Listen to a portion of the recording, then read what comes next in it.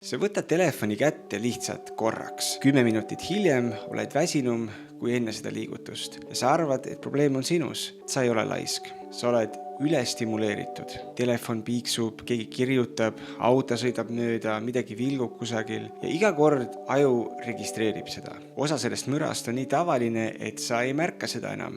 Linnamüra, taustal pidev heli. See tundub, nagu sa oleks sellega harjunud, aga su närvisüsteem ei ole sellega kunagi päriselt kohanenud. Su aju ei erista olulist ja ebaolulist nii hästi, kui sa arvad. Ta reageerib kõigele. See tähendab, et su närvisüsteem ei puhka kunagi päriselt. Nagu sul oleks kogu aeg 20 asja korraga lahti. Ma olen ise märganud, et kasutan vahel mürasummutus kõrvaklappides. Mitte muusika jaoks, vaid lihtsalt selleks, et see müra ära kaoks. Ja siis sa lähed kusagile loodusesse ja äkki on vaikus. Su aju rahuneb.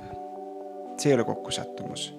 Me elame keskkonnas, mille jaoks inimese närvisüsteem ei ole kunagi loodud. Sina ei ole katki, su keskkond on. Proovi kas või ühte asja. Võta 30 minutit täielikku vaikust, ilma teavitusteta ja vaata, mis juhtub. Seni, kuni sa seda ei mõista, üritad sa ennast parandada keskkonnas, mis sind pidevalt katki teeb.